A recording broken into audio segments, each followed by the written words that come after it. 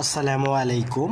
আমরা যারা সেলসে কাজ করি তাদের সবসময় যারা ডিস্ট্রিবিউটরে আন্ডারে কাজ করে তাদেরকে বলবো তাদের স্টক সবসময় যেন ডিলাররা মেনটেন করে।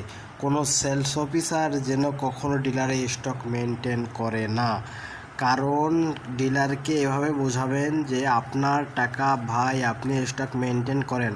আমার লোক যদি স্টক মেনটেন করে, অনেক সময় আপনার স্টক বেশি থাকতে পারে, ওরা কম বলে, কিন্তু আপনি বুঝতেছেন না। এইভাবে আপনার স্টক বাড়বে। তাই আপনার স্টক আপনি নেন, আপনি রাখেন, কারণ এগুলো হচ্ছে আপনার টাকা। আপনি কিন্তু ক্যাশ টাকা প্রোডাক্ট কিনছেন, তাই আপনার স্টক আপনি মেনটেন করেন।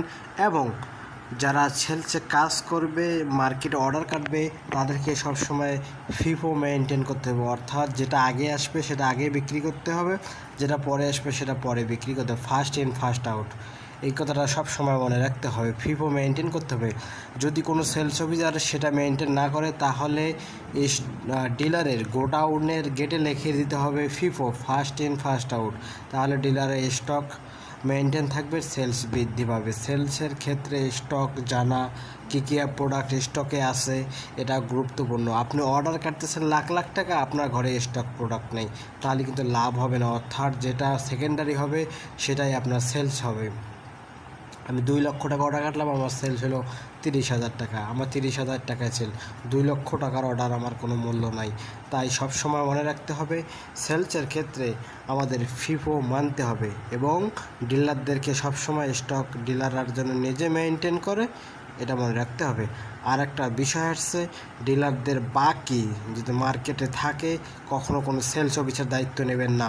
যদি কোনো সেলস অফিসার এই দায়িত্ব নেন, তাহলে যখন আপনি চাকরি ছাড়বেন, আপনার বাড়ি থেকে টাকা এনে দিয়ে যাইতে হবে। কারণ মার্কেটিং চাকরি এমনি খরচ বেশি।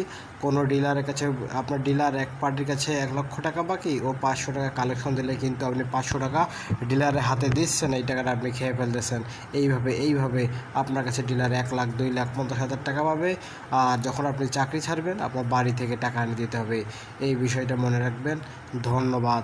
আমার চ্যানেলটা কিন্তু সাবস্ক্রাইব হচ্ছে না, ভিডিও শেয়ার হচ্ছে না।